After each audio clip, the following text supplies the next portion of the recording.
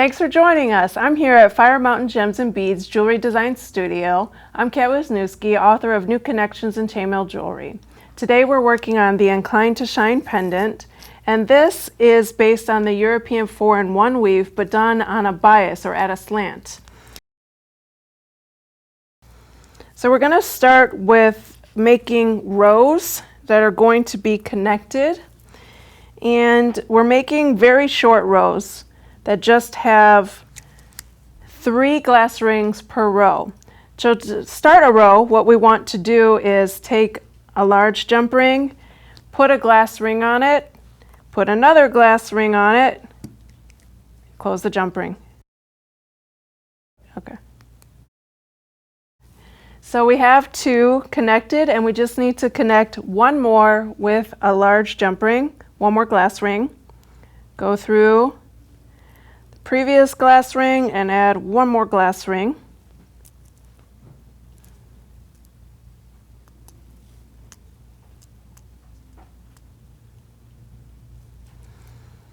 Okay, and then we're going to put little ends on this strip here that we have. So the ends, after you have your 3 glass rings, will be 2 beads. So 1 large jump ring with 2 beads.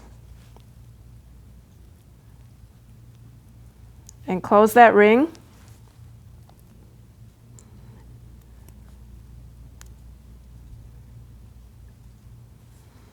And we'll do the same on the other side. 1 large jump ring with 2 beads, and you can add 1 bead on either side of the jump ring so that you have more room to close the ring.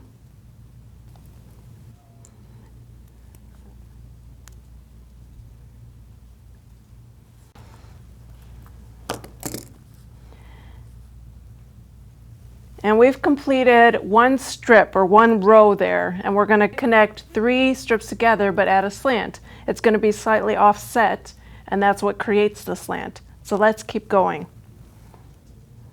Build our second strip, 2 glass rings on a large jump ring, close the ring,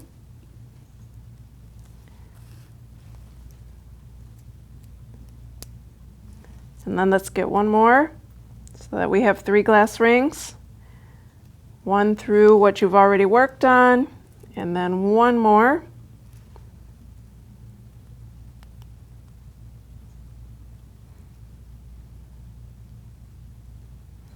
And then, yep, it's time to add the beads. We'll take a large, go through the final one, and add 2 beads.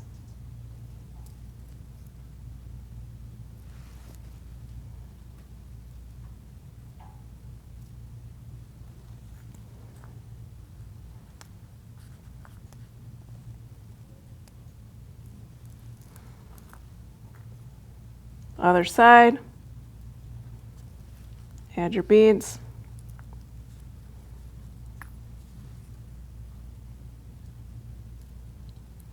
Thinner tip pliers will help here. You have a tight room to close the jump ring. Okay, we got 2. What you're going to start to see is how we can possibly line this up where they're going to be joined. So what I'm going to do after I make that next strip, which will be the last strip or row, is I'm going to join them in a slightly offset manner. So instead of straight on where they're even, I'm actually going to just move it over just a touch so that I can continue a slanted pattern every time that I join it. And this can actually be joined much wider. This bracelet is the same pattern, and if you notice, I've got actually longer strips that I've joined across. So you can kind of make this as wide as you want. You can make bracelets and keep going with this. So let's keep going ourselves. Get this going here.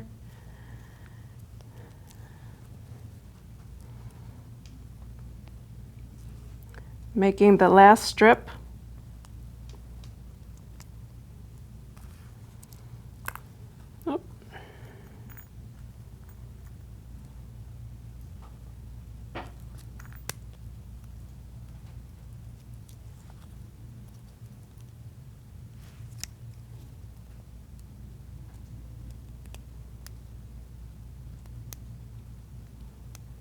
Remember that aluminum, and even sometimes anodized aluminum, has a lot of spring back, so you have to futz a little to get the ring closed just right. And also be careful with these finishes. So make sure you have your ring open enough so that you don't scratch the glass finish as you go. So now we're adding on our beads.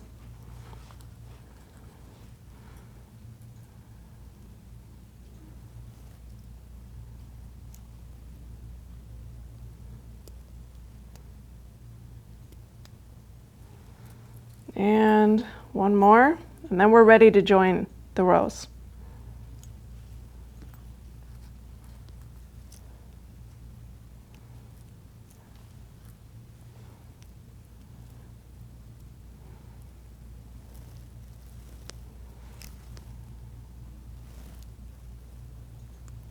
All right.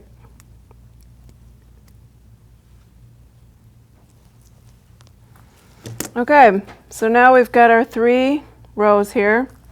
And if we lay them out to where all the glass rings are leaning in the same direction, so I'm going to make them lean and point up towards me, then we can start to see where this will be connected. There we go. There we go. And like I said, instead of doing it straight on, we're actually just slightly angling it. So what I'm doing is I'm wanting to connect these 2 jump rings, to these 2 jump rings. The last 2 to the middle 2. The last 2 to the middle 2. Then I work my way down, connecting those, and then I would repeat the same thing over here. The last 2 to the middle 2 and work my way down. To make that connection, we're going to be going through 4 jump rings with a new large ring. And this is where the European 4-in-1 weave comes into play. What we're doing is going up and around, so up and around, up this one and around and down through this one, and then through this one, around and up this one. Let's try it. So I'm holding this pretty steady. And I want to be here so that I can see the glass ring. Here I went down and up.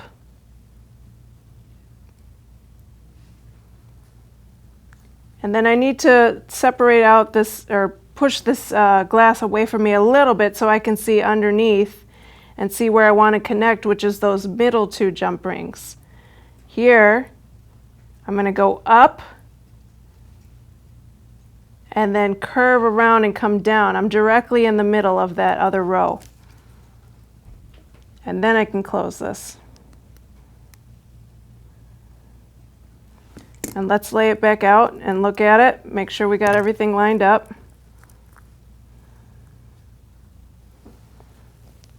Do you see the diagonal starting to form, the slant?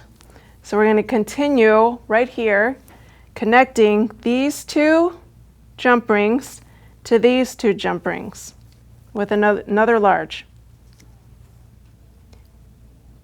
And then we worry about the ends that are a little bit loose afterwards. Okay, so now I'm going to pick up the whole thing. It's a little floppy. And I just look carefully to see what I'm supposed to do next. So now I have all this completed here, joined here. I'm going to the next 2, one from the previous connection and one that's not connected to anything. And I'm going down, curving the whole jump ring, turning it upward and coming up with that leading edge, coming up with the leading edge of the jump ring. And this one is already making its way kind of towards it. So all I need to do is slide it on. So I'm going up, I slid it on, and then I'm turning my wrist and just kind of pushing it downward. I'm following the curve of the glass. and now we can close it. Let's lay it back down and look at it again. Look what we have. We've got just those 2 jump rings, made it all come together so far. We'll worry about the ends momentarily. Let's go ahead and connect the 3rd one. Then we'll do all the ends at once. So what do? We have to offset it just slightly. We want to offset it just slightly so that, again, we're connecting the final 2 jump rings to the middle 2 jump rings with a large jump ring. So I have to bring this towards me, kind of tilt it a little so I can see what I'm doing. I'm going down through the 2nd one, curving my pliers, coming up through the 1st one. Then I can kind of let go and grab this entire unit. I'm going to go up through that one and down through this one. Got to grab the whole thing. I'm coming up through this one and curving down through the other middle one. Move that out of the way so you have room to close.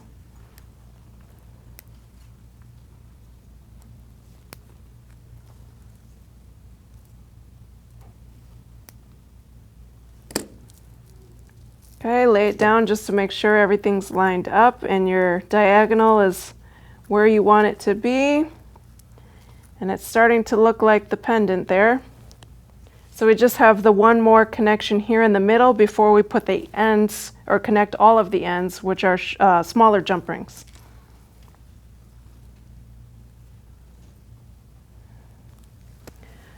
I'm connecting the middle 2 jump rings to the final 2 jump rings over here.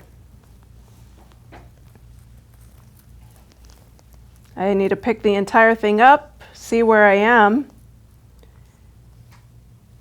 I'm going down through this middle jump ring and back up through the one next to it, and continuing up to the closest jump ring above it, curving down, following the curve of the glass, and down through that final jump ring of the 2nd row. Then I'm ready to close.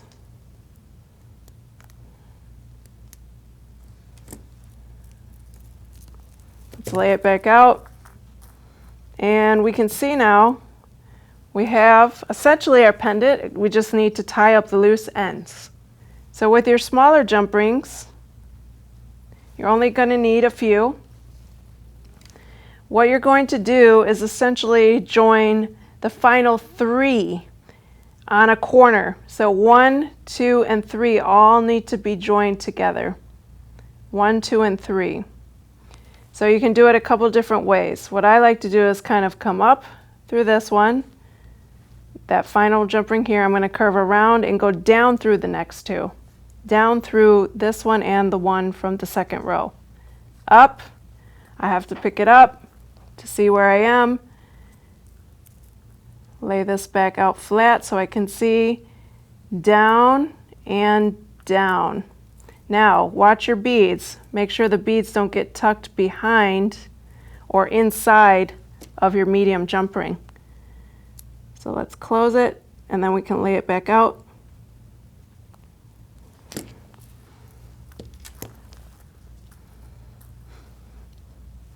Now we flip it this way, the same orientation that we had before. And we can see that we've made a complete connection there. The end is completely tied up, joined together. So now we need to do the same thing right below it and then also continue the other side. So I went up through the final one in the 2nd row, or we'll go up through the final one in the 2nd row, and then come down through the next 2 jump rings. Up, pick up the whole thing so I can see, and then come down through the jump ring closest to it on the side in the same row, and then continue down, moving the beads out of the way first, continue down also through that final jump ring, moving the beads out of the way, and find your room to close the jump ring.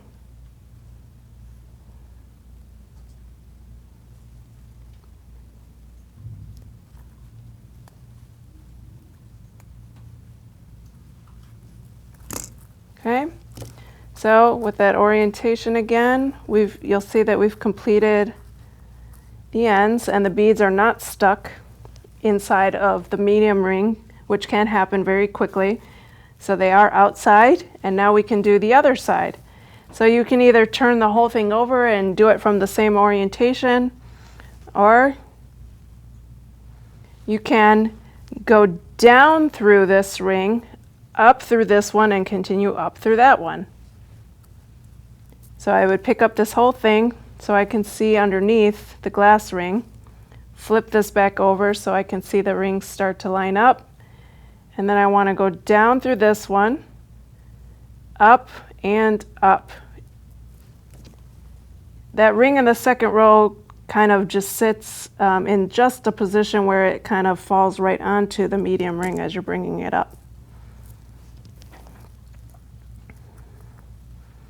There, we made the connection. We got one last one. So just 4 of the medium-sized jump rings. Pick up the entire thing. Now it's a little tight on this side, so we have to sneak on the side of the beads. We're going to go down, turn, bring the leading edge of that ring up. Whoop. Bring the leading edge of that ring up, dig it up, and then up again through the final jump ring that's loose, and then close that ring.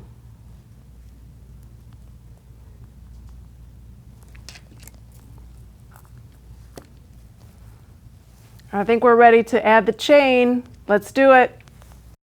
We're ready to go ahead and add the chain. So I've already pre-cut the lengths that I like. You can also open up the lengths very slightly and make it the length that you like. So I have 2 equal lengths.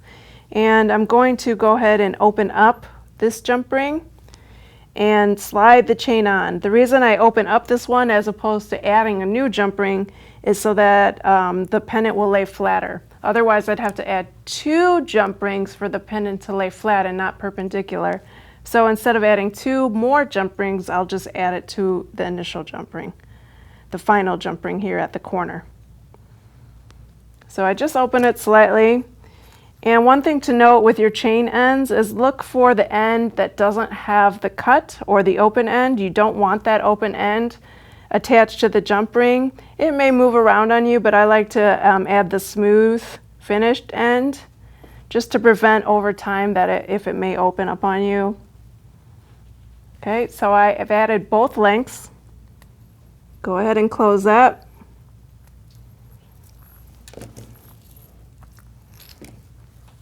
And there you have it, and we're going to go ahead and add the clasp on the other side.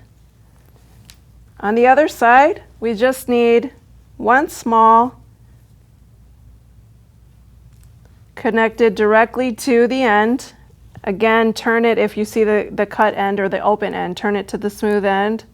Put your jump ring on and go ahead and slide on your lobster claw. I love these swivel lobster claws because they swivel. You don't have to worry about the orientation of putting on the lobster claw because it'll move with you.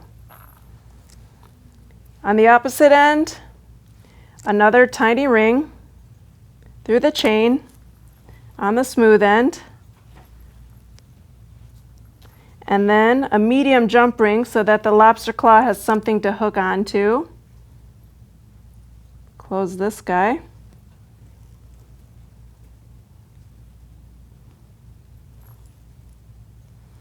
And then close the raw ring if it's not already closed. Close this properly so it's smooth. And that's the Incline to Shine pendant. I hope you loved it. I love this project and the colors. You can wear it, sell it, or gift it. Be sure to check out my other project videos and all the color options available at firemountaingems.com.